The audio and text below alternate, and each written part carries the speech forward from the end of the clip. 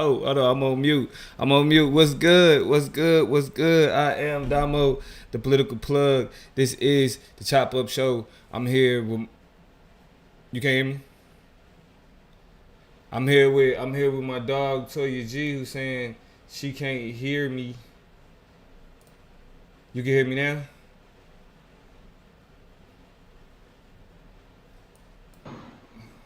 You can hear me now.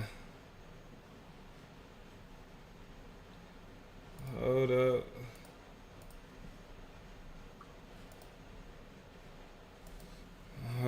Hold up. What's Are we going good? on? We here. I'm here. I've arrived. I'm here with everybody. Hello, everybody. Rough Hi. start to the show. We good. It's all good. Y'all know how it goes sometimes. I am Damo the political plug. I'm here with my dog Toya G, who can hear me and who can finally hear y'all. This is the Chop Up Show. Interesting dialogue for y'all tonight. Y'all know how we like to usually get it deep. We staying away from that. We got some BS to cover, some pop culture BS. Toya, how you feeling? I'm great. I don't even know if it's pop culture BS. It kind of is pop culture BS, but I feel like we gotta have all the conversations, right? We out here. You know what I'm saying? We live real lives. We got the same timelines. We pay more attention. I think our energy and our capacity and where our mindsets go and where our interests are lead us to certain conversations. But we see it all. We're a part of it all. We're in the midst of it all. So I'm excited to just break it down and get it into whatever. Foolishness is what I call it. Foolishness is what I call it. So like technically the title, the full title that I wanted to utilize was what? The rundown of pop culture, the Chop Up Show rundown of pop culture foolishness. But we just gonna Yeah. call it the Chop Up Show rundown for short. So we got a few topics, a few pop culture stories that we want to discuss with y'all to get it on out the way. Shit that we feel like is like, oh my god, this shit is so trivial, but let's discuss it because we have to. Because we have to.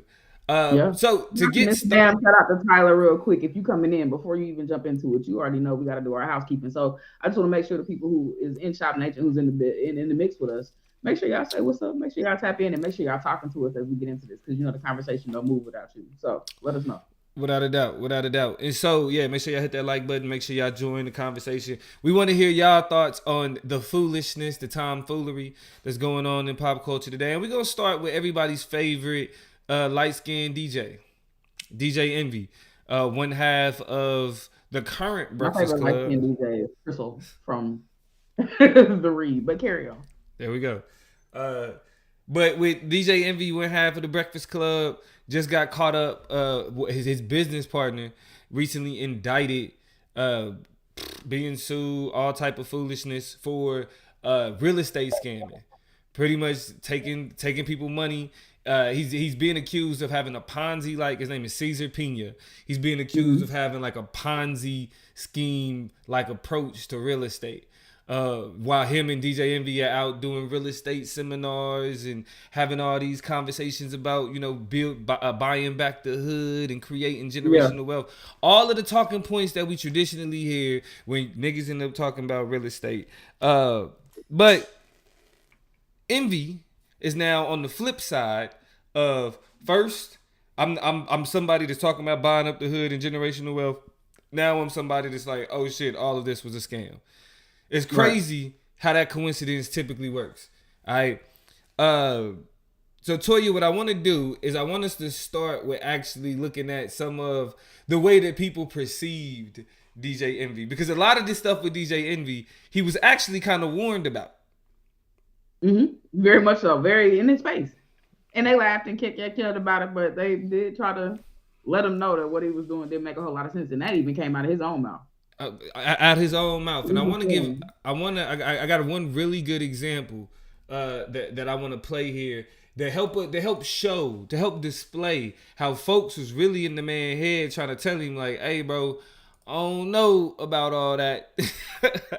Like I don't know. Like whenever Envy would describe, like in this clip we about to see here, whenever Envy would describe what he was doing, people kind of he's like, no, sir. What do you was mean? was a little curious. So let's get this started.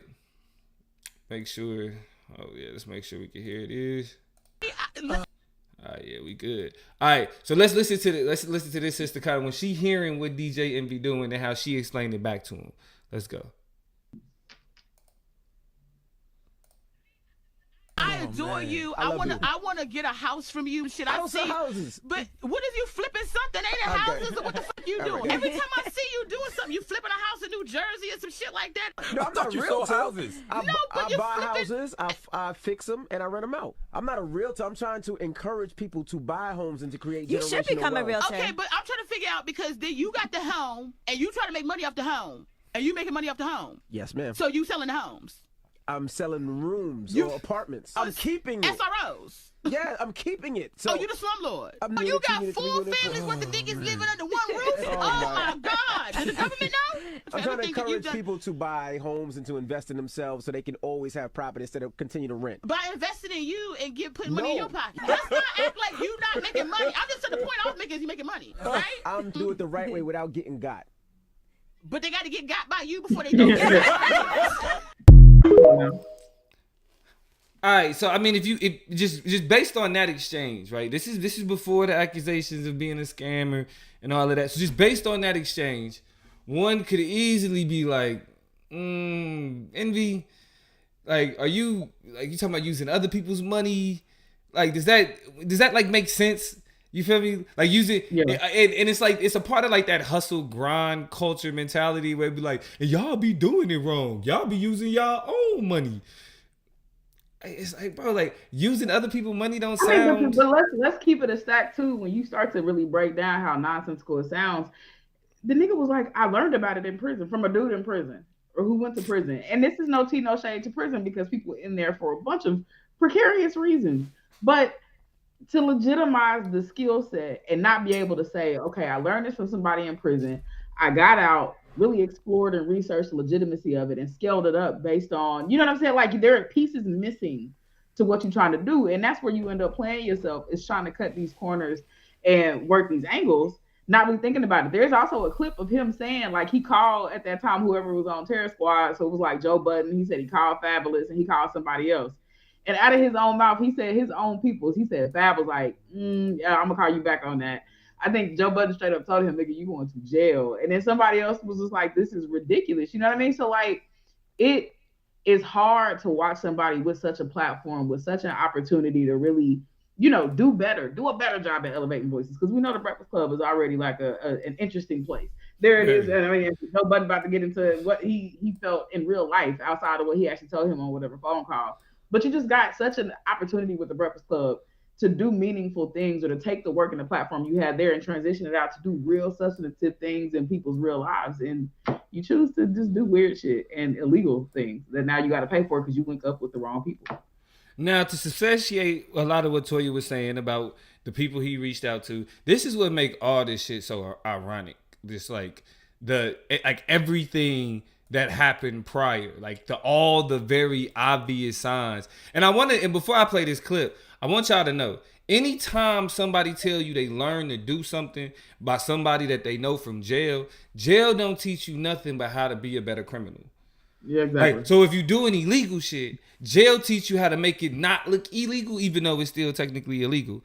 You feel me? Like that's the legal hustle they had was all that good. They would have been doing that instead of doing what they was doing to get themselves in jail. So now everything is about recognizing the system is not what you want to work within. That's not a framework you're interested in. So what are better, more sophisticated, more strategically apt ways that I can continue to get over on, play above, or play to the side of the system, right? That's really all your mindset is, especially once the system has stamped you as a criminal and somebody who can't get that upper mobility after that sentence anyway.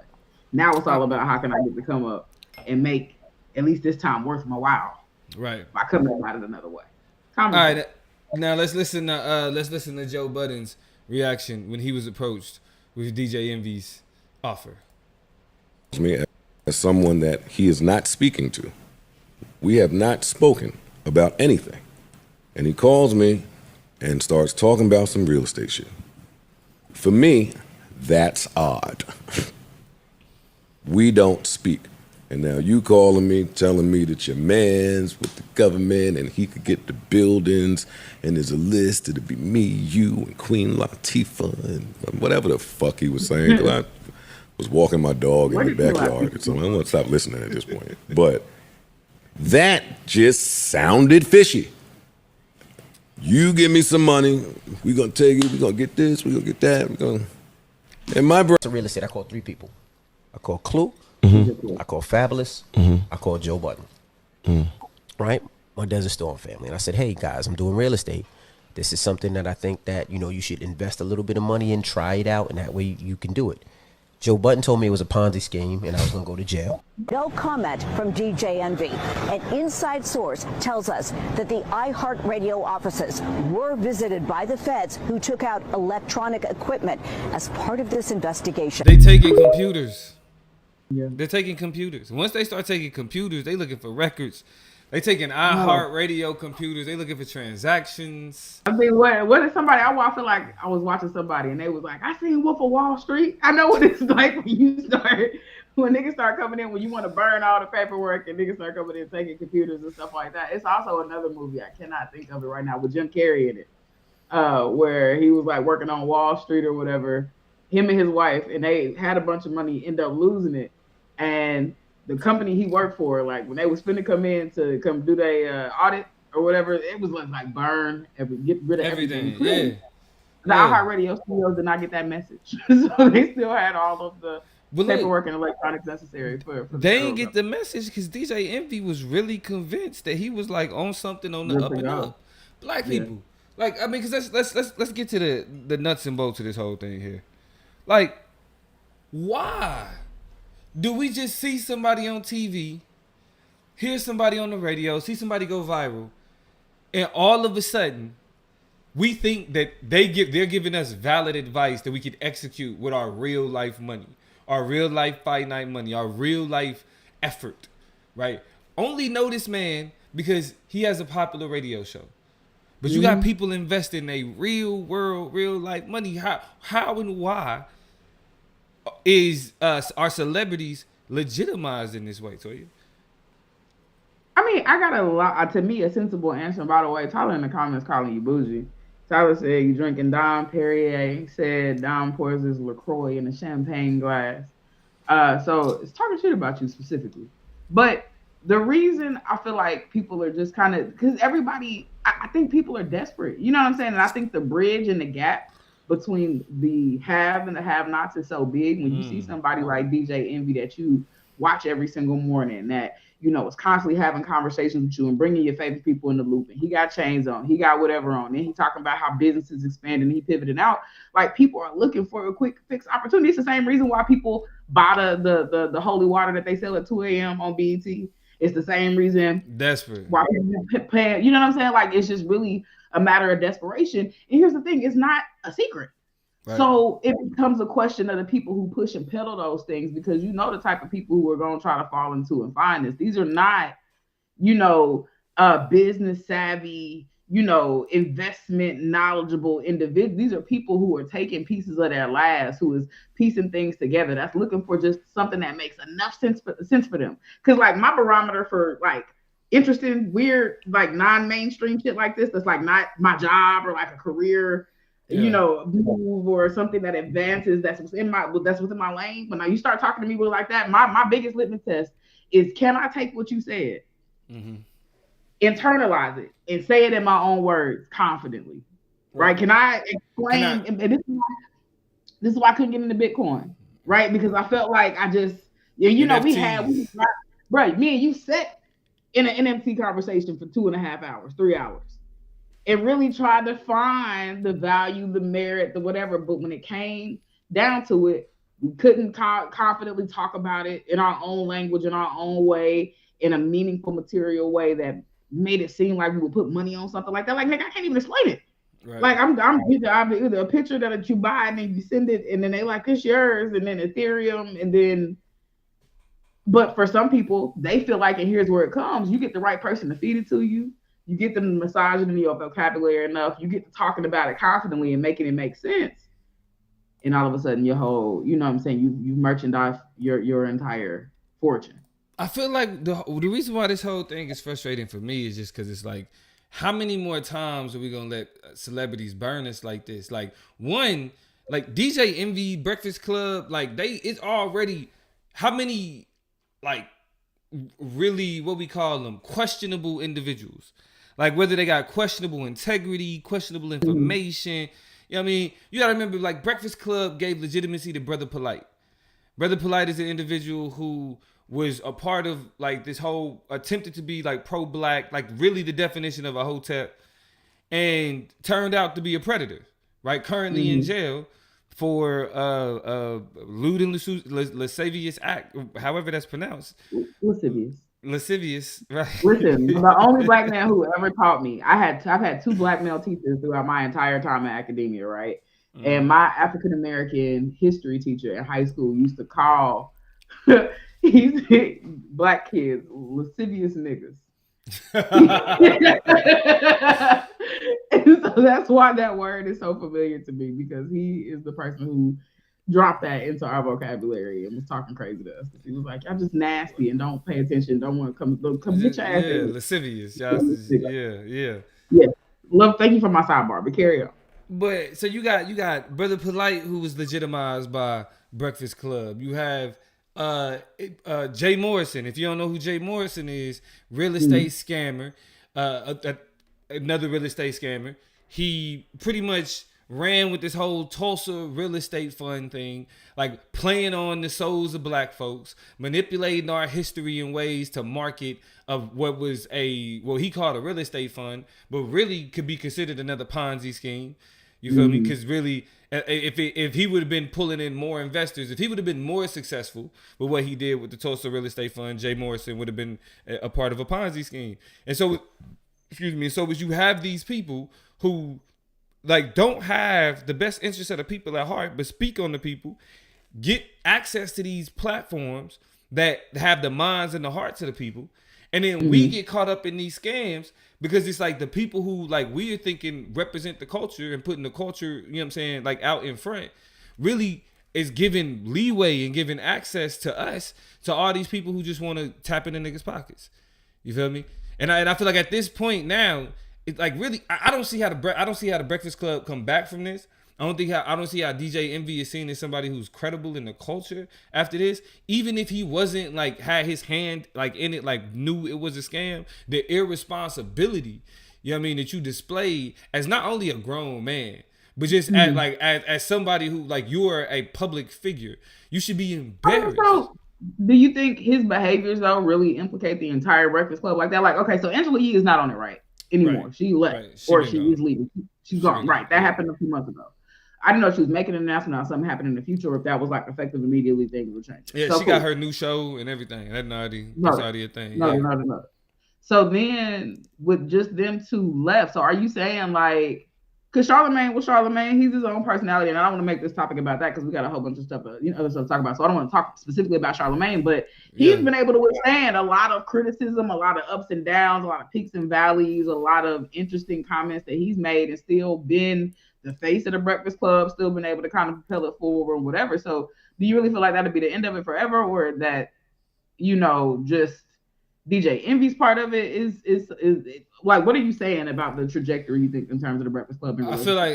I feel like based on what you're saying, I agree. Like Charlamagne has developed his own kind of like personality and like reputation outside of the Breakfast Club, so he'll be able to do other things. But the Breakfast Club as a program is DJ Envy, Charlamagne the God. I mean, it was to a point Angela Yee, but now really anything attached to DJ Envy, I feel like is poison. Is not credible. Like, bro, you allowed yourself to be like tricked into some bullshit. You know what I mean? And you was, I mean, in my bad. And you was what? No, I was gonna say, and you was out there saying like, yeah, I was trying to reach out to my homies, and they said it was because they knew what you didn't, bro. Like they knew, like, and it was extremely obvious. And so right there, the fact that you don't have what's the biblical term? You don't have the discernment. Yes. My Lord. Yes, you don't have the discernment to be able to speak to or put any individual in front of black people. I mean, come on, this is the same program where Hillary Clinton said she had hot sauce in her bag. This is the same program where Joe Biden said that if you don't vote for me, you're not black. Like, what are we talking about? Yeah. You know what I mean? Miss Ma'am I mean, said it's also the same platform that Soldier Boy went on there and he said one word. He said Drake. Drake. And I mean, the Birdman said put some respect on my name, and I ain't let that die yet because they like to make my T little when it needs to be big. They be trying to little T me, and my name is spelled with a capital T. I'm just saying, it's a lot of little nuggets, little things. I can come up with so many other Breakfast Club moments, but I'm not in their corner. I'm not rallying for them. I definitely feel like their credibility is kind of shot. You know what I'm saying? Like, and I think what happens is, you also, it's not about what people want to see or what, Charlamagne the guy can do to keep people's attention. It's about corporation. iHeart Radio has been involved in some bullshit they should have never been a part of. You don't have to fans up to my house. You have to go. You have to act their thing. You have to collect your thing. You have to exit stage right. Yeah. Now, what's been interesting to me before we transition out of this, though, is for all intents and purposes, DJ Envy's still been showing up to work, right? He's still been shooting the show. He's been doing it on like Zoom and shit, been popping in, been trying to keep it up and do whatever. So it's wild what we'll do to keep up the impression of innocence. I ain't even necessarily mad at that because I'm innocent until what? What does it say? Proven guilty. You have to prove me guilty. And not in the court of public opinion. And so until then, I'll be here bright and early at the Breakfast Club until they tell me that my access code don't get me in the building and my key card don't work no more. Understandable. But I will say, I mean, I'm taking shots at the Breakfast Club, but they did have a really good conversation with Mark Lamont Hill on the Israeli-Palestinian conflict. You feel me? The Israeli-Hamas conflict. And so I'll give them that, right? Even though Charlamagne asked the most elementary of questions.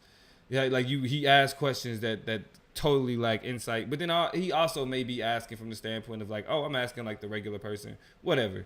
That's fine. So if y'all ain't checked that out, I do think that's a good conversation. But yeah, that Breakfast Club to me at this point, it's a wrap. Y'all go ahead, you live out these last few moments of your of glory, and then get ready to call it quits. Let's check these chats real quick before we go to the next thing. Emmanuel was good. KJ was popping. Emmanuel, let me see. Miss Ma'am said, did Angela Yee ever say why she left the Breakfast Club? I really don't remember. She got it was like a better she got an opportunity to do her own show. That's really all it was. Like, it was just her shit. Yeah. Got you. Okay. So Tyler said, did Hillary really say that? Yes, she absolutely on the campaign trail in 2016 said she had hot sauce in her bag and kept it there and pulled it out when necessary and when convenient because she has flavor. KJ said they really blew up off that phone call with Ray J, but I'm not rooting for them. That's real. That is true. Like they definitely got insurgents. What was it the Ray J? What issue was it with Ray J? Who? When the Breakfast Club kind of really blew up. Ray J got into it with Fab. Ray J had got into it with Fab. He was talking about throwing hands with Fabulous. Over a woman, right? Was it? I don't think it was a woman. I just think it was like it was an interaction that they had in person. It was an interaction they had in person, and he was talking about throwing hands. Yeah. Got you. KJ continues by saying they threw out for the bag, not to expand minds, but I haven't watched them in forever anyways. I catch pieces, I catch clips, I catch snippets. I have never sat down like, let me pull up for the best time I missed the Breakfast Club. Like it's never happened to me that way. But I know people who do though. Like I know people who tapped in and really get a lot of their pop culture knowledge and information from the Breakfast Club. And like we said, there are moments, there are cleavages where you might get a snippet for two, but the same way you found it on the Breakfast Club is probably where you can find it on a more reputable platform. So salute and good luck to that nigga, but so on. And also, I'll say this last thing. Good luck to that nigga. But I saw Twitter really going back and forth because I want to settle something in your mind. A lot of people think DJ Envy is Afro-Latino. That is a black man. He is a very light-skinned black man. A lot of people was like, y'all keep calling him Afro-Latino because he's a black man with an East Coast accent and he's, on the East Coast. He's in New York and shit like that. And so people was trying to like put him over there, but nah, he is. So Envy's just like a whole nigga. Get it through y'all heads. Envy a whole nigga. In case you were curious, they was pulling up. When somebody do something, they start pulling out baby pictures and day in the life of and all that stuff. So here we have it. But next topic, I see we already got a video circulating. So y'all, if y'all been on any timelines, y'all should recognize this lady right here. Yeah, man. Go ahead and get into it. All right. So just like I said, like we talking about bullshit today. And this is another example of the bullshit that's dominating black dialogue on social media. For the last 2 weeks, for the last 2 weeks. Just quick background information on this. This is the cheesecake conversation. I'm gonna play the video too long. It's like 6 minutes. I'm gonna play like the beginning of it, just so we can see like her behavior, and then we're gonna really get into it on the other side, man. I know y'all have opinions. The chat better not be quiet on this part of the conversation, especially, right? DJ Envy is just like, yeah, we've heard, we've saw, whatever. This shit, I know y'all got something to say about the Cheesecake Factory date, so let's get into it.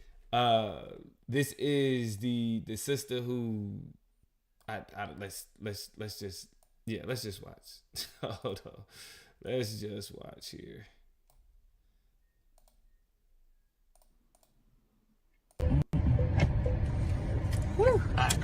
Let me just get the door for you. Okay.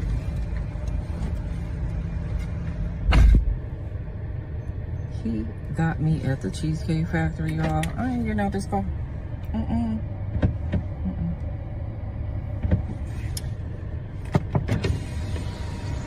Yes. Would you want me to open the door for you? Look. Are you're recording me? Yeah. Yeah. This is the Cheesecake Factory. This is the Cheesecake Factory, y'all. What's the problem with that? This is a chain restaurant. Who takes someone that looks like this to a chain restaurant? You want to talk about it? With box braids? I'm fine with talking about it, even in front of them. Oh yeah, The I right want man to is talk the about problem. it. Yeah, come on, get up on in the car. Yeah, we gonna talk about it.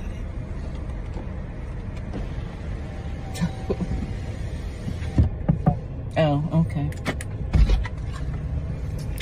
Okay. So Yes, let's talk about it. Let's talk about it. So you expect a man to go all out on the first date? Is that right? I mean, you're supposed to. When you take out a beautiful woman and you're courting her, because I get courted. So you're courting her, right? You're supposed to take care of her. You're supposed to cover her. You're supposed to protect her, cherish her, treat her well, right? Yeah. That's what you're supposed to do. I agree. I At the went Cheesecake into this Factory? date as I expect, with the expectations for myself, to keep you safe, to respect you, to pay for your food, of course, pick you up, of course. Okay, so and just treat you like a gentleman. Let's pause it right there. Toya. Yeah. Can I say like my first thoughts when I watched this video? Please. This shit is staged.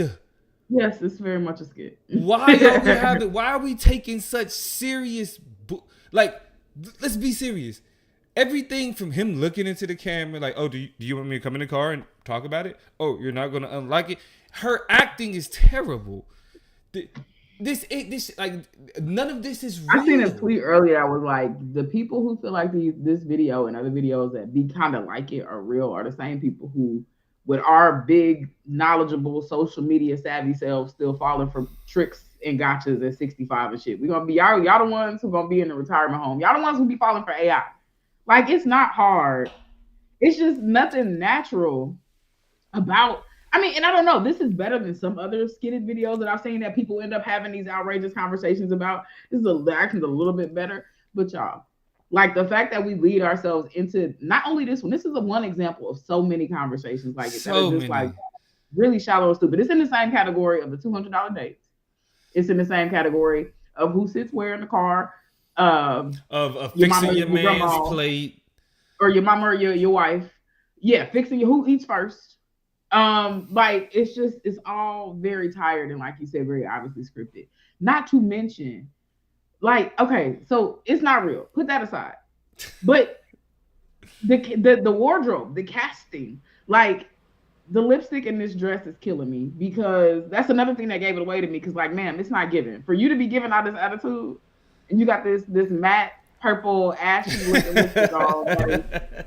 Could be a thing, because I don't do cosmetics. Okay, I put moisturizer on my face. That is about the extent. And I put something on my lips, little Carmex, little Vaseline, little Aquaphor. That's the extent of my regimen. Okay, so I'll grant you that. But I know enough. I date enough women. I see enough bad, beautiful. I'm surrounded by. I have great women in my life and in my corner. And that purple lipstick with that green dress is absolutely a violation. Yeah, it's giving Joker. What are you talking about? I look like this. You look prepared to go and have a nice, peaceful meal at the Cheesecake Factory. You look like the type of nigga would take to the Cheesecake Factory. I am sorry. You look like who you would see at the Cheesecake Factory. And that's okay. That's okay. That's 100% okay, yeah. Lipstick, dress, clashing aside, it's okay to just be a regular civilian-ass person with a normal budget. I've never gone to Cheesecake Factory with me and another person and not spent close to $100. So, like, first time I went in a while was with you. Like we went a couple months ago. And took my nephew and took the person I'm dating, and we went in there and had a great time. And over 3 digits were spent. Just with 3 people having a quick hang around, let's catch up real quick dinner vibe situation. So that's not a cheap plate. The place is not a cheap plate. The piece of cheesecake that people named after cost you $10. Yo, 10, 12. I mean, but I think again though, like how is it that we take these types of scenarios and like end up having robust back and forth? Again, this is like this week and thinking deeply about shallow shit. Like wherever you want to eat, if you hungry, let's sit down and eat. This is silly. Yeah. But what it's turned into is we got like literally people having very spirited back and forth conversations about where you can and cannot go in terms of where you willing to sit down and eat. And look, they even took it so far to give actually this is how you definitely know it's staged. Now to give him his little bit of credibility so he's not embarrassed. Right? So he's not on here looking like a simp. So then his side of the story is, well, we had reservations for a fancy dinner, but you were running late. Oh no! Like it's too balanced. It's too well. You know what I'm saying? Like this shit look planned. You feel me? There's no way that you can tell me this was like an organic, real life. This is something that just happened, and I just so happened to pull out my camera. You feel me? Yeah. And then who is just sitting around letting somebody record them? He's like, oh, like, wait, why you recording me? He was like, you recording me? Are you recording? Like, no, Yeah. yes, clearly. Shout out to Donnell in the comments. Definitely want to say what's up to the homie for popping in. KJ says every person not gonna have the same expectations for relationships anyways, even if this is staged. I'm tired of people getting too invested in nonsense. I just laugh and keep it moving. And then followed up by saying I can't do the gender wars either. Miss Ma'am said that this was not staged. The only way I could address this respectfully is ... She is wrong. And that's where I agree, like 1000%. Like I'm not this behavior and this carrying on and this. I get to the other side and I knock on your window to try to open your door and you wag your finger like, girl, are you stupid? We can, no problem. We don't have to have this conversation because when I get back in the car, regardless of what we talk about, I'm turning the car back on and we'll have to try this again another day. If we reconcile this and figure out what happened via text and, phone conversations or whatever. But this night, that's dead, baby girl. This done. Like, regardless of where we end up with the conversation, I'm going to cut the car on and we'll drive away and talk about it as I put your address back in the GPS and take it where I picked you up from. And while the world is dealing with different conflict, like what we see in the Middle East, conflict that we see in Africa, conflict we see in China, genocide happening in different places. Yeah. There are people who are coming together. Black women are coming together on Twitter, or formerly known as Twitter. That font is giving Facebook. The font is giving. I'm just saying, when I look at it, it's very much Facebook.com. Is it? No, this is definitely Facebook. This is definitely Facebook. Yeah. Yeah. So there was a list of 28 places that women absolutely refuse to go on the first date. Like 28 places that women absolutely refuse to go on the first date. We have everything. Can I read them out loud very quickly? Very quickly. Go ahead. 28 places starting now. The Cheesecake Factory, Applebee's, Chili's, Chipotle, Olive Garden, the movies, your house, like your literal home, any fast food chain, Buffalo Wild Wings, Wingstop, Red Lobster, a buffet, IHOP, Denny's, the gym, church, Starbucks, coffee dates, ice cream dates, family functions, movie nights, so no Hulu, Netflix and chill, etc. Somewhere that requires a long drive, bowling, nightclubs, hookah, a bar for just drinks, Waffle House, or sporting events. All of those are off the table in terms of places eligible for a first date. All of those places. Look, she's trying to. These heifers trying to go to the International Space Station on the first date. What do they think is happening? I don't. Like this is literally all the outside of like your house. Like that's the only reasonable one. There are a couple more. Can I tell you which ones are absolutely correct? Let's Stay on Let's this go. list? The ones that are legit, that need to stay on this list, that are not first date approved, are the movies, because we can't talk, we can't get to know each other, and you don't need to be trying to touch me in the dark. That's weird. 2, I'm not going to your house. That's dumb as hell. That's a major violation. Don't be stupid. I will say 8. Any fast food chain, that's a second, third date thing. Yeah. I will say we can go to a fast food chain. Maybe here's an exception, and this is the same thing I say about, for me personally, going to Cheesecake Factory. I'm not, if we go to Cheesecake Factory or if we go to a fast food restaurant, it is clearly going to be an addendum to another activity or event. Like we went to a museum, or we went to an arcade, and then we went, you know what I'm saying? Something like that. But I'm not going to, my first date is not going to be a standalone date at a fast food restaurant or at a Cheesecake Factory. Yeah, like we ain't going to be sitting at Wendy's. I'm like, all right, so you know what I mean? You know, what do you do? I'm going to try to give it some, unless we go to like a drive-in or something. You know what I'm saying? But again, that's a movie. We're not doing movies on the first date. So I just feel like for first dates, I either like to go and pick creative, interesting places where we can both have conversation, experience something new or different or something fun.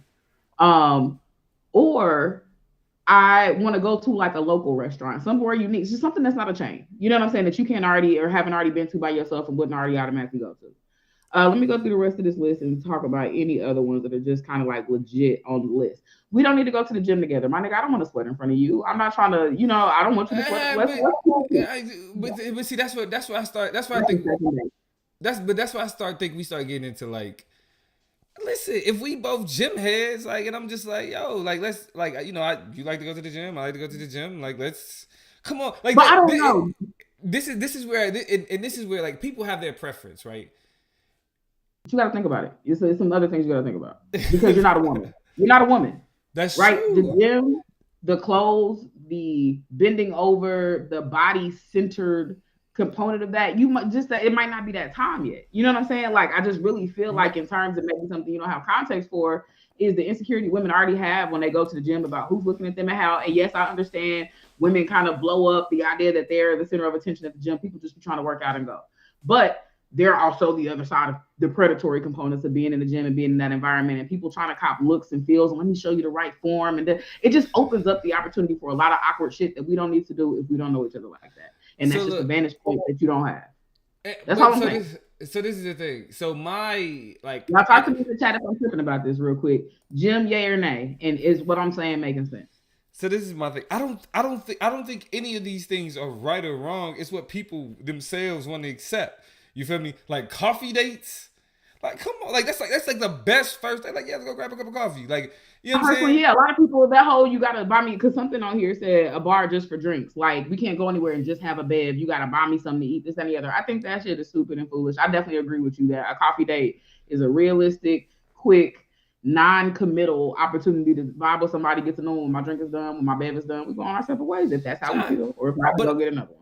But I think the issue is that these conversations, like these are polarizing conversations on things that shouldn't be polarizing. Like if we're really like, oh my God, we have to have this type of deep back and forth conversation over what a first date should look like, we're fucked as a people. Because like if we can't just say like, all right, this is something I'm proposing, and you be like, well, nah, that's not necessarily something I would like as a first date. You feel me? I kind of would like something a little bit more. Oh, well, cool. But be honest, can you really have that conversation without sounding ungrateful? Without sounding like yes, already becoming a chore for this person that's just kind of trying to take you out and vibe and chill. Like, to a certain extent, it's just like, use your common sense. But also, I think it's just a gray area that's hard to navigate, because I want you to be able to think like, And I think a lot of people's take on this, a lot of women in particular, have been like, nigga, effort, like energy, like make it seem. And I get that. I get a that. lot of men's response is, you ain't earned that yet. You know what I'm saying? That's another. Well, I mean, and it's also like, it's like, all right, regardless of whether or not you earned it, this is the effort I'm gonna put forth to show you how much I'm interested in you, right? But that's the thing though. Every nigga not like that, and that's why I say that this is like, if you can't tell me my preference isn't this, my preference is that, we shouldn't, like, that's the first flag to tell us that we shouldn't be together. You feel me? Like, we shouldn't even try this out. Like, if I can't be your friend and be like, I'm not a fan of these type of places, I prefer to go to these type of places. If that creates conflict or you judge me for that reason, then it was nice to meet you. It's that simple. You feel me? I mean, like, KJ looks to agree with you. As long as those two people are cool with where they go, then that's all that should matter. That's all. That's communicating and being honest about what they want, which is true, right? Because don't get me 3 dates in. It's hard though. It's a gray area, because you might really be like, okay, this person's attractive, this person is cool, this person is interesting. Maybe that first date wasn't cool, but I wasn't so turned off that I don't want to see. But then the second date is like, okay, another L, and now you being weird. And then by the third date, you looking up like, so now it's a gray area, because you have to decide whether you want to waste the time and the energy to really see what a person is really about, and take the time to do that communicating and whatever. Because you can't just blurt that shit out like, hey, I really like you, I think you cute, can you take me out? Can I take you out for a date? And you like, yes, but no Red Lobster, no gym, no coffee shop, no, like, you can't do that. Like, that shit is like a turn off.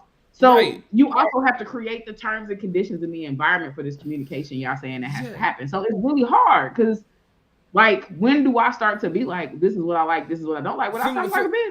From the get-go. Like, I think, like, and like, I'll say this, and then we'll, you know what I'm saying, we'll move on to the next. Because now we're turning into the people who are legitimizing this conversation. You're right. We spend way too much time on this shit. But I think that it comes down to, are you, like, how upfront and honest are you willing to be from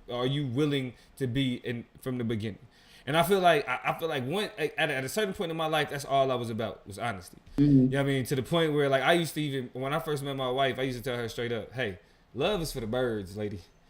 That is one thing that I'm, love, hey, that's, you know what I mean? Because it was just like, and she was honest with me. She was like, hey, you not the only nigga I'm talking to, FYI. And really, that's why she my wife to this day, because she kept it a stack. And I had never been more impressed by how willing a woman was to tell. Because like, all right, I'm going to give you a little bit of when me and my wife first started talking back in 2009 or whatever. We on the phone. I'm in Oklahoma. She at Texas A&M. She asked me, well, like, is it any girls you talking to? I'm like, I just, I'm being me, playing coy and shit. And Lord, if y'all only knew this man back at that time in his life. But carry on. It was a different time. I was a different nigga. And so while I'm sitting up here playing coy, like, it's some, I'm living my life, whatever. She straight up go, oh, well, it's a couple guys that I'm talking to. Like, so it's you, and then it's like a couple other niggas in the rotation. I was like, oh, really? Oh, yeah. Well, yeah, I got them in rotation too, though. Don't even, you ain't got to worry about that one. Like, they're in the mix. You feel me? And that honesty from the get-go, it set the standard. It was like, okay, it ain't no playing coy. Like, we keeping it a stack from the beginning. We're not playing behind no facade. And that's my wife now. You feel me? Mm-hmm. Like, so to me, it's like that type of honesty. We going on 5 years or 6 years. Married next year, be 6. Next April, be 6 years. And it started from her telling me, like, listen, if you tell me to do something, if you forbid me from doing anything, I'm gonna do it because you forbid me. And yeah, I got other niggas in the rotation. That type of honesty changed the game. You feel me? Like, so yes, if you like, hey, I'm not the Buffalo Wild Wings Wingstop type, be that. And let a nigga know. So he'll be like, okay, cool. Because I like Buffalo Wild Wings, but if you don't, I like you enough to be like, okay, let me do something better than that. Right. So I mean, you got to put your cards on the table. I mean, the last thing I say about it, and by the way, Miss Ma'am agreed, the gym is touchy. It's either creepy or competitive. Someone's going to feel uncomfortable or feel like they were outdone, and that's all I'm saying. Also, KJ shouted you out, said, been almost 15 years with y'all, time be flying. Wish y'all the best. You know what I'm saying? So definitely shout out to the plug. Shout out to the union. Shout out to all the couples out there. I'm gonna find mine one day. But I ultimately just find you somebody who move how you move and get on out the way. And get the hell out the way. Yeah, because this shit is messy and it's stupid. And like you said, if we going back and forth and having to hash through and we might not be. You know what I'm saying? If we got to get this deep, you talking deep about shallow shit, we this might not be the move for us. And so again, the discernment word, the D word. When your spidey senses get to tingling, you like, this person and me ain't on the same page. Have the strength to move around. You feel me? And if that is not Chick-fil-A, but damn, the Cheesecake Factory for you, so be it. And good luck. Good luck. Speaking of thinking deep about shallow shit, we've been doing that for years now. Yes. About this next topic we're gonna get into. And I mean, when I say years, I mean I'm feeling like close to a decade. I think it might be the closest to 10 that this question is circulated, and I'm so glad this man has finally put this shit to since Jay-Z hit billionaire status. I feel like it's been a part of the. In the words of Tamala Man, truth is I'm tired. Okay, so plug. Go ahead and talk to us a little bit about what mystery has been resolved for the people here lately. All right, so the next part of our rundown on pop culture foolishness. As Toya pointed out, there's been this long-standing conversation that if I mention the name Jay-Z and a hypothetical scenario, you should already know where I'm headed. Would you choose $500,000 cash in hand, bam, or lunch with Hove? Mr. Rock. Yeah. Would you choose $500,000 cash or lunch with Hove? Like, for years, people have been debating. Like, that's probably like one of the first TikTok or Twitter explosions. Can we go ahead and answer the question for ourselves just to get it out the way? Yeah, go ahead. I want their answer, and I'm gonna give mine. First I want to point out some of the people that's that choose the Jay-Z. Right, I want to give them their shine. Right, so people have chosen Jay-Z to be like, oh, the knowledge that you could get is worth more than $500,000. Like, he could put you on game, he can give you a connection. Like, right, Jay-Z could provide you with something that's worth way more. Having access, having that connection. But my position has always been, if you don't take that, matter of fact, I've always said Jay-Z would tell you to take $500,000. Because to assume that, literally just sitting there and having lunch with it, you know how many lunch motherfuckers have in Hollywood? And it don't amount to Nathan. How many times people meet for lunch and meet on the golf course and meet artists for $500,000. You're paying me to not go to lunch with Jay-Z. I will take that. Like what? What do you with $500,000 is literally life-changing bread. There's nobody that I'm willing to have lunch with for free. And it's lunch. It ain't even dinner. It's lunch. So the reason that I had a problem, obviously I'm taking the $500K, right? The logic behind why I'm taking the $500K, because do you have a clip where he explains what he said and why when he tells people to, what he tells them? Yeah, give your reason. I'm gonna pull it up while you giving your reason. Right. My biggest reason outside of because there are two reasons why I just was like, this is a dumbass question, right? And obviously I'm taking the $500K. First of all, the answer that I thought of is exactly what he's gonna say in the clip, so we're gonna save that for that. But the second reason why this is dumb is because, for what? What is the incentive? What is the incentive for Jay-Z to sit you down during that conversation and tell you anything that maximizes your money, your income, or whatever, and just let you walk away? Jay-Z is only interested in sitting down people he can make money off of or with. So you bringing your poor, you broke, you're poor compared to Jay-Z. What reason would he have? People pay for this information, and he knows that. So, I'm just trying to figure out the circumstance, the situation. Are you picked from obscurity? Is this a lottery that's happening that you happen to win? In what world do you even think? You better take that money, because Jay-Z is not going to sit down with you. There's no, reason. There is no benefit. There is nothing he stands to gain. And at the point where the only way he'll sit down with you is if he can make money off of you, baby, why? Go ahead and cut out the middleman and just go take your money and go do what you need to do. You know what I always said? I always said that, like, if I sat down with Jay-Z and I told Jay-Z that I passed up $500,000 to sit down with that nigga, I always said Jay-Z would look at me like a damn fool. Like, you so that was so first thing I would have told you if you didn't need a lunch to do that is that this is stupid as fuck. So now you come all the way here for me to just tell you that you dumb, and I sure ain't got $500,000. I don't have $500 for you. I don't have $50,000 for you. That I'm just gonna give you. So we've all wasted each other's time. Why? Like, and it's like you're not gonna get no connection from me because you come in here to learn how to make money. All of my connections are only connected with people that know how to make money. This is it. Like, enjoy your panini, my nigga.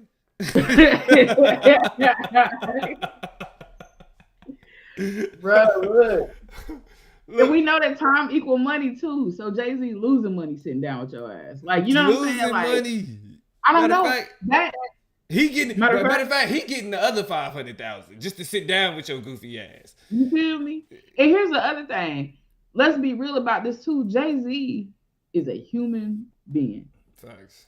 Like, he has been deified, been elevated, been, erected over and amongst black people for, I guess, good reason. He a billionaire and all this and all that and blase. We've already had our criticisms of what it means for billionaires to exist and what that comes at the cost of.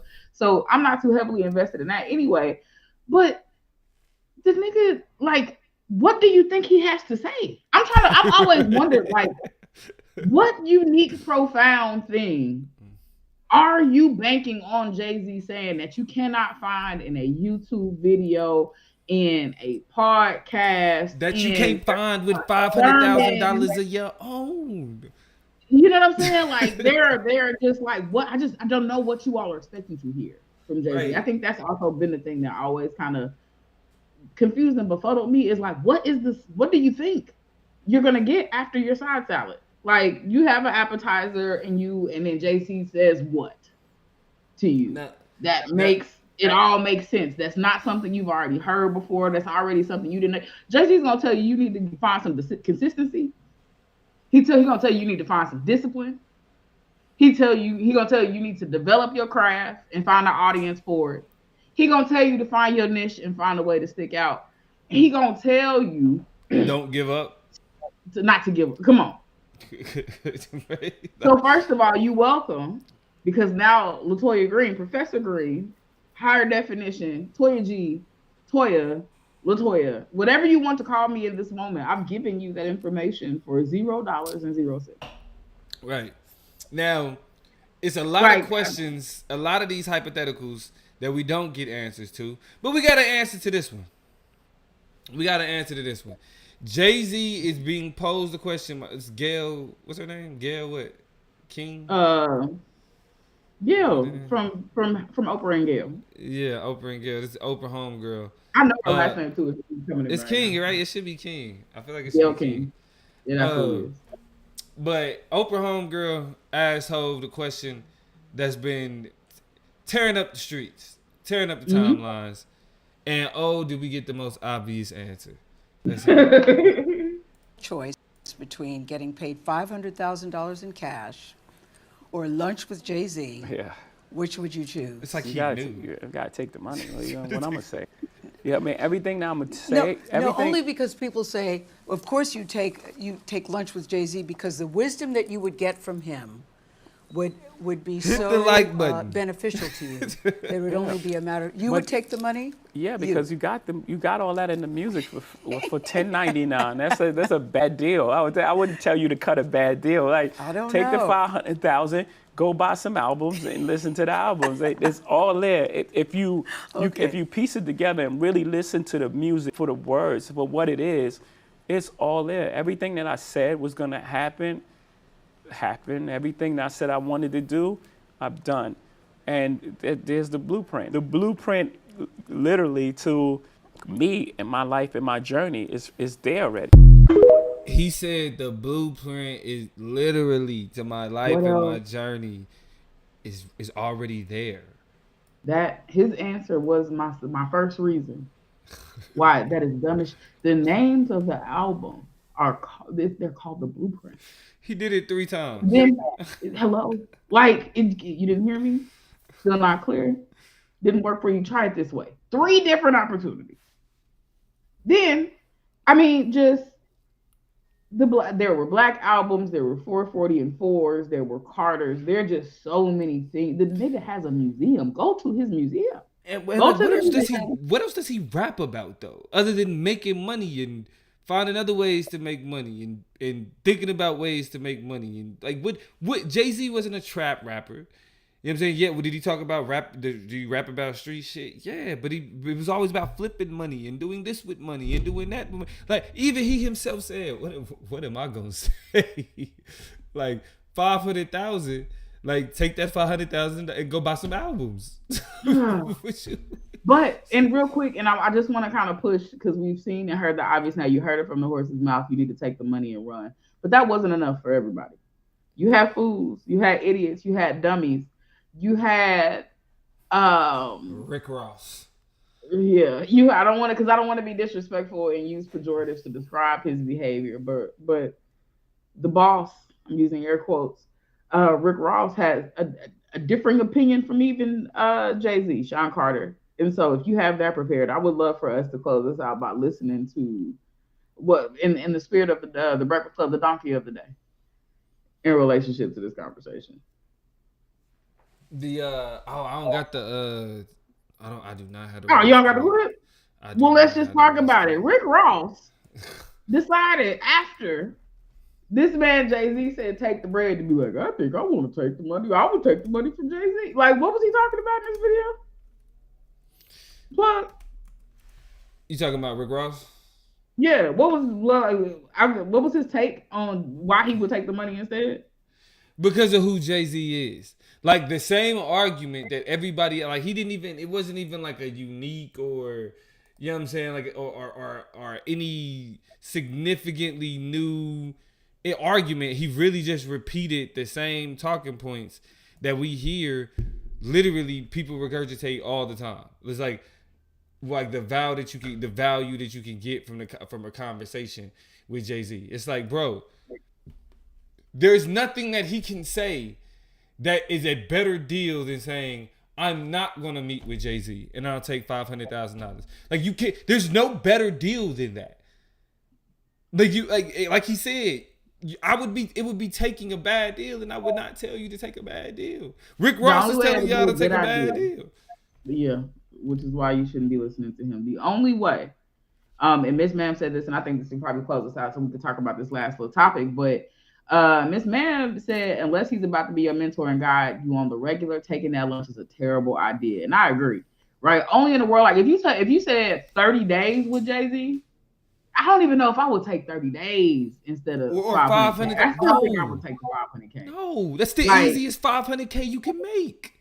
Yeah, it's just I don't think there's an amount of time that I could spend with 2 months. I don't think a year. Right? Because nowhere in that is Jay-Z obligated to do anything to elevate me, to invest in me. So there's no way for me to recoup that money. He's not investing me. That's not a guarantee. I guess I can use that time to convince him that I'm somebody worth spending some money on and try to flip into it that way. But why not just take the 500K off the top, leave Jay-Z where he is, continuing to make 500K in a day or whatever the hell he be doing, and go on to live your life in higher definition. This is why celebrities tell you that that people are dumb when it comes to them. Yeah, like, when they know it. It's like you're willing to give up $500,000 because think of it on the flip side. Would you take $500,000 to not meet with Jay-Z? To not meet Jay-Z, what? To not have lunch with Jay-Z, would you take $500,000? Yes. Easy. But it's like when you pose the question of would you take $500,000 or lunch with Jay-Z? Because it's whole, you think that there's something that there's an attachment to that means that I can get more. No, stop being dumb. Jay-Z, this conversation should be over. Even though Rick Ross is a jackass and trying to make it into a thing still, and I got mad respect for Rick Ross. I don't want to call him a jackass, but bro, If Hov is telling you that's a bad deal, sure. Yeah. But if Hov is telling you it's a bad deal, then damn it, like, matter of fact, you just got the best advice you could get without taking lunch with the nigga. He gave you more free game. Conversation over with and done. Last topic before we get out of here. It's some crazy news. Let me not say crazy news, right? Like, because I think that's a part of the problem. But Dwight said, "Give me the bad." I feel you, Rewind. My bad. I just caught this comment. No, that, like I agree, right? But it's the news that came out about Dwight Howard, who's had like a lot of right. Because I was about to say a lot of speculation about his sexuality has been on the web for years now. I've always said that Dwight Howard has a great publicist. Whoever is running his like image or whatever, PR.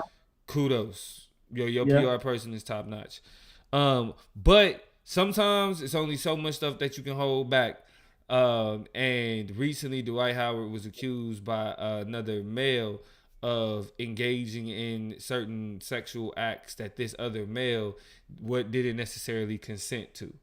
And I think this is going to certain court type proceedings. Mm-hmm. Dwight Howard has spoke out to clear his name, but what this kind of has spoken to is making more public Dwight Howard's sexuality. You had people like Cameron and Mace on their new popular podcast, It Is What It Is, they sports podcast, kind of making jokes about it. And then just like the internet has just been going wild about it. Dwight Howard responded, and his response is revealing, to say the least. I guess you can look at it as revealing, and it's other ways you can look at it, but we're gonna let Dwight speak for himself. Mm-hmm. And then once we get to the other side, we'll decide what it is that we're gleaning from his public statement. So let's get to Dwight so we can hear from him specifically, allow him to speak for himself, and not let the internet run crazy. Let's get it.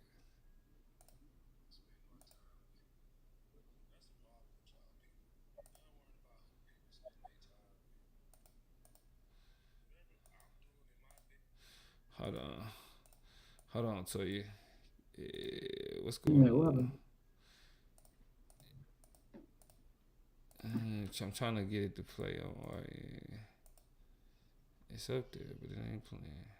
KJ is saying the problem is non-consensual action, not whatever the white's preference is. And that's true, right? If people were invested enough in these types of conversations to take them serious and to stay focused, right? The problem is a lot of the conversation surrounding this is very shallow, very elementary, very childish, very kind of just boring in a lot of ways, and doesn't allow for us to stay focused on consensual, acts by grown people or not. Instead, it focuses on something which is far less controversial, which is somebody's sexual interest, their desires, and who they pursue. You know what I'm saying? So that's like the dangerous and sticky part in it. But I agree 1,000%.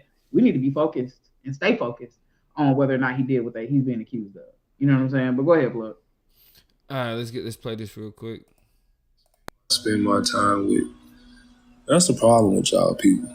Y'all worried about who people spend their time with. Whatever I'm doing in my bedroom is my damn business. Whatever you doing in your bedroom is your damn business. That ain't for everybody. And everybody don't need to know. You ain't got to say anything about what you doing in your fucking house. It's your house. You ain't got to explain that to nobody. No matter what they say. They can say anything. Who gives two shits? Y'all too damn nosy, worried about what I'm doing in my bed. Hell, the people who know what's going on in my bed, they know what the hell going on with my bed and what the hell I do in it. That ain't for everybody on the internet. That ain't for no blogs. That ain't for no websites. I don't got to tell nobody where I put my wood at, since y'all want to get to it. That ain't nobody business where I put my shit at. Y'all just weird. If you want to know what people doing in their bedroom and who they messing with and sleeping with, you are weird. You're the weird one. Oh, shoot. Y'all heard about that, Dwight? They said Dwight was in a text messaging a guy. Nigga, who cares? Who cares who I was text messaging? You just mad because I want text messaging. Yo, ugly. Listen. All right. So, you definitely have much more insight than I do. But just as a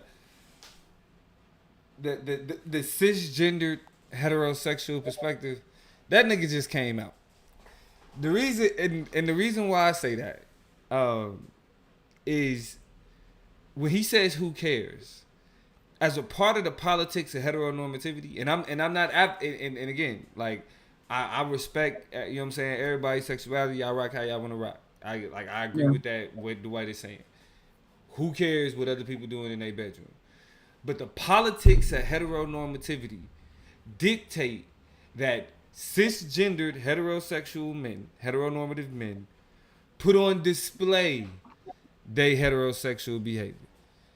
The girl, you want to show off your girl. You want notches in your belt. I hit that. Right? So it ain't no, like, the whole, I don't kiss and tell. Yeah, women don't kiss and tell. You know what I'm saying? Once men get it in, right? Yeah, like, hey, call the boys. Call the boys. Round them up. I got a story to tell. So there is the maturity, right? The maturity associated with being like, hey, what I do in my bedroom is my business.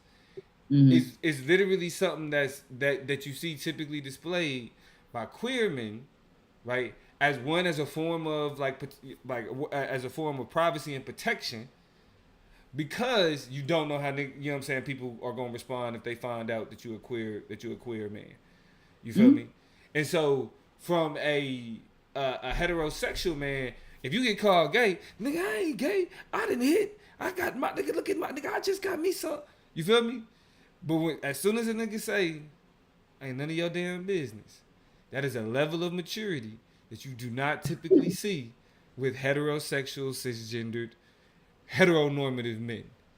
So that's why I say this is really an example of him, like, really rejecting the politics of heteronormativity to embrace the more mature stance of mind your business. Right. What say you? You know, I agree with that. Men talk very gratuitously and very graphically about the things that they do and share it. I think it even has a name called locker room talk, even though it always seems to transcend the locker room. And as far in my experience, they're not bashful about that. Now, I will say, you know, everybody's different. It is said that Dwight Howard was like a very deep and devout Christian before he got to the league, and then got to the league and got one little piece, a little something, and just never turned back. But when you have that kind of interesting, what we'll call an intersectional relationship, because I don't know what he believes in or how he believes in, when you have kind of these different worlds collide, you do have parts of that more modesty, more reserved component about what you do, regardless of what it is, because, you know, you have some interesting feelings maybe about the whole sex thing, who you are, what you do, whatever. You can embrace some parts of moving how you move and still want to hold on to and retain some others. And so, like, I get that part of it. I feel bad for what he has had to do kind of in this video and the line towing that he's had to do, because obviously this time he feels like it's warranted a response. Now, this is not the first time, like you said, we've heard about Dwight Howard being potentially gay or queer for all intents and purposes. A couple years ago, it was out that he had sex with a trans person. You know what I'm saying? And it was a whole big conversation about this, that, and the other. But what we know is that oftentimes, and I'm not saying that this is the case because I don't want to kind of free him and release him from the responsibility of being sexually violent towards somebody, but we know why people expose you, right? We know why people want to get out there and try to, you know, make sure that you get outed, whether you come out on your own like he kind of did in that video, or whether somebody else gonna do it. Sometimes, especially when you queer, because the process of coming out is so violent, and I put a pin in that and come back to it later, you kind of got to jump in front of it and be your own spin master and get in front of shit and kind of control it how you can control it, because you finna try to drag me through the mud again in the first place. You know what I'm saying? Like, or this is about to have negative implications for me. So I need to have some type of control and how the shit playing, right? I was in a position like that where I was forced out. You know what I'm saying? Where somebody basically made me, for all intents and purposes, have to call my mama and announce to her what the situation was, because they wanted to be emotionally manipulative and abusive. I'm talking about lock themselves in the bathroom, wouldn't talk to me, wouldn't speak to me because I wasn't out to my mama. And so now I got to figure out and sit back and be like, this is fucked up. Is this really happening to me? Like, why is this happening to me? Like, it's crazy this is happening to me, but also I can't take all the L's. So I guess let me kind of get in there and control the flow of some of this shit and at least put my hand on it in a way that, you know, as it spirals out of control, which is what it feels like, at least it's a controlled spiral. At least I've gotten to narrate and say my part about it. At least I've gone on the offensive and said, whenever it's all said and done, if you got something to say about my bedroom, it's because you want to get into it. That's textbook defense mechanism for, you know what I'm saying, queer people who are being bashed, is to potentially float out there that you might be gay as well. You know what I'm saying? But that the reason why we have to use those defense mechanisms is because it's so fucking jarring to have to come out and announce to people exactly what he criticized, which is what happens in a space that you ain't coming to, that you're not invited to, that ain't got nothing to do with you. When I'm dribbling this ball, when I'm handling this business, when I'm signing this paperwork, ain't none of that shit relevant.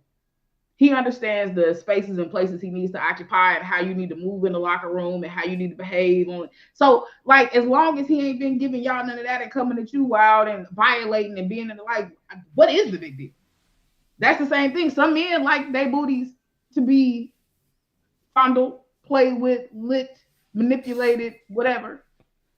It's the truth, right? And what happens in that main bedroom is that man's business, is what they want, is what they're interested in. And because if he does it with a woman, now some people have their own takes on, that's a whole separate conversation about what makes you gay and what makes you don't, because people are really in elementary when they think about that shit too. But the point I'm getting at is, to the extent that that happens inside of a bedroom, so what? Like, you wouldn't be questioning or probing if a nigga like to be tied up, if he like to be dominated or if he'd like to do any of the other kinky shit that is cool, sexually deviant shit. I think I should be more specific because people hate sexual deviance. Right. So anything that's not vanilla as shit, it would be okay. But because it's with a man, all of a sudden then the doors and the windows gotta be open, the closet gotta be open, and you better bring your ass out here and explain yourself. That shit crazy to me. I don't believe in coming out. It's violent, it's bad. It's not a politic that I align with at all. So, I mean, I'll say this, and then we can start to wrap it up, because I think that was like that's the type of insight that, like, other cisgendered individuals need to really open themselves up to understanding, because it's certain ways about the world that we don't experience that gives us blind spots, and like coming out and that's why even listening, it was certain things that he was saying that my heteronormative brain is hearing, like, that don't check that box, right? That's why it's like, that's why it comes, the conclusion is like, oh, I understand what you're saying. And I have to remind myself there's nothing wrong with that. He's a basketball player, yes. He's an athlete, yes. But what's taking place, right, is, again, the reason why I describe it as a level of maturity is because, if I'm being honest, when it comes to cisgendered heterosexual men, there's a level of high school level maturity that is the norm when talking about sexuality, right? Mm-hmm. Like, men are expected to be mature and responsible and really thoughtful in all these other instances in 2023. But yet the one thing that, I mean, yeah, a nigga can't take you to Cheesecake Factory. But if that nigga be like, nah, that shit gay, like a 15-year-old, that's still considered acceptable. You feel me? So there's a level of it, like of just flat out immaturity as it relates to understanding sexuality that becomes a norm among cisgendered heterosexual men. I mean, to the point to where even just the idea of calling yourself cisgender makes somebody think like, oh my God, you use that language, you said. Dude, it's a understanding. It's a category, like a social category to say, like, yeah, you're okay with calling shit gay, but calling something cis cisgendered, which isn't line. like I the thing that you agree with, the thing like you say that men, if you a man, you should feel like a man. I do. I'm cisgendered. Why you call yourself cisgendered? If you a man, you feel like yes, nigga, it's a name. There's a name the way that I present aligns directly with the way that I was physically born. I'm cisgendered. I present in a way that aligns with my sex. Right? I don't understand why. Isn't that what you're doing? Like why? Yeah, that's what you want, nigga. Like if anything, like y'all should be hell yeah, I'm proud. I'm cis and I'm proud. But they so quick. You too quick to. I mean, and that's what I mean. It's what has. It's the baggage. It's what slows development down. Is y'all fight easy shit, simple shit. It's not. It don't take you but 2 seconds to figure out. You know what I'm saying? Like if you can figure out how TikTok works, and you can figure out how to get enough money to go to Beyonce concerts. If you can do the math, you can figure out the definition of cisgender. So you know what I'm saying? Like it's really stupid just what some people are willing to adapt to, learn, figure out, crack the code on. Y'all know about these rappers' lives. Y'all know about these rapper girlfriends' lives. Y'all know about shit y'all should know about deeper and heavier than basic fundamental things like what a 3-letter prefix means. Cisgender simply means that everything aligns in terms of how you will present and what people might assume about what your gender and your sex are. That there's an agreement in between those two things for you. And the last thing I'll say is I mean even in terms of just being open with these type of things, you got somebody like what's her name? She was married to Iman Shumpert. What's her name? Tiana Taylor, yeah. She got a whole song about having threesomes. Whole song about, and then went on did an interview where she was straight up like, "Hey, no, the threesomes ain't even that nigga idea. They my idea. What's up?" Mm-hmm.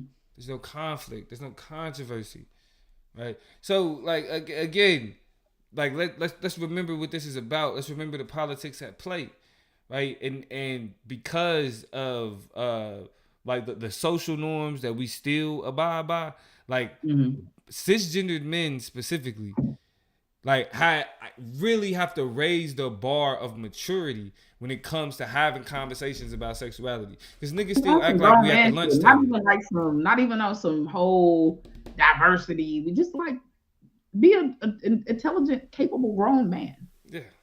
Right. Like grown men like are able to interpret information. Ms. Ma'am said if you can justify lunch over $500K, you should be able to understand cis. Right? If you can justify $500K over lunch with Jay-Z, and you've done the critical thinking to do what we call cost benefit analysis on that, you should be able to wrap your mind around and fathom what being a cis man or a cis male is and what it looks like for you. It's just not hard, just on a very basic, fundamental cognitive level. I'm just asking you to use your brain to let the synapses connect. Look, but the same niggas that will tell you, man, shit, you stupid if you don't take that dinner. I'll be the same nigga to be like, I ain't calling myself cis. Like, yeah, all right, big dog. All right, you got it. Meanwhile, shout out to KJ real quick, and I'm gonna toss it back to you just for showing love in terms of what I talked about and reflecting on in terms of coming out. It's something I'm pretty adamant about. Like I said, I had a rough experience, and had that experience. It's like I was a 31-year-old woman trying to just really, calculate why it is, and I'm with my head, my tail tucked between my legs, like telling her shit that you had no business in. But that's the emotional manipulation that people go through, and that don't often get thought about. Everything ain't this Hallmark, made for TV moment that y'all think it is. You know what I'm saying? When people have to go and have those conversations, it's different for everybody. So to have that standard and expectation that you just come the fuck out when I say come out is wild as hell. So I appreciate that compassion very much. And I want to send compassion out there to anybody who has had their own rough coming out experiences or been outed or been, bullied or been made fun of because of the decisions they made to love who they love and like what they like and like who they like. You know what I'm saying? The shit is shady. I ain't with it. So I just got a lot of love for people who just were, pulled out and thrust out of their comfort zone before it was time. Shout out to y'all. Shout out to KJ. Straight up. And so with that being said, man, we're going to go ahead and get ready to close this thing out.